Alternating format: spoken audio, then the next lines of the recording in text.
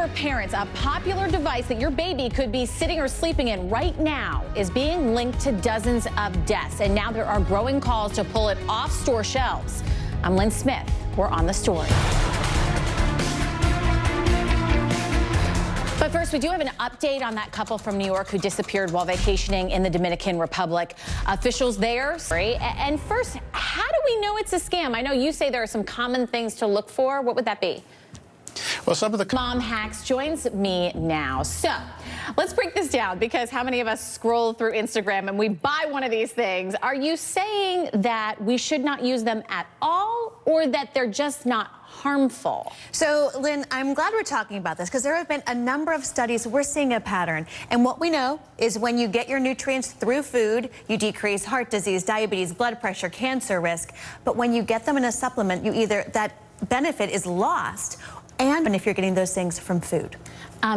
So many people are using them, and it's not just a pill. They're taking powders, liquids, shakes, all these things, collagen peptides people are putting in their coffee. Yes. And so is there any of these that might actually be beneficial, even if it's not as good as fruits and vegetables? Yeah, so what I always tell people, you wouldn't go out and water your lawn every day without seeing if it's a drought outside or a flood, right? You would and then recheck your levels to see if it's working, because you don't want them to be too high. Are there any that you take that you find beneficial? So sure, and again, this is personal for every single person. For me, I don't take a multivitamin. I take, big veggie boost. I make myself smoothies and soups and salads. I take a vitamin D, and we're watching my levels. I take turmeric because I have arthritis, and I watch that again. There's not one blanket that we should all take. And when you do take a supplement, since they are not regulated, you really have no proof that what's in it does what they say it does. Look for USP. That's a third party that tests. It's United States Pharmacopoeia. They test the supplements to at least see if what's in the jar is what's on the label. Great advice, Dr. Daria. So good to have you, author of Mom Hacks. We'll see you next time. Thank you, Lynn. A restaurant and bar in Manhattan is making bacon the star of almost every dish on the menu. Thank you. In today's small business success. Take a look. Prince Harry and Oprah have just announced a new partnership. They are teaming up for a watch is certainly on. So many questions swirling around Prince Harry and Duchess Meghan's baby. When's the baby going to be born, boy or girl? And who's going to be the royal nanny? CNN reporter Anna Stewart tries to answer that third question. Welcome back to On the Story. It's good to have you. I'm Lynn Smith.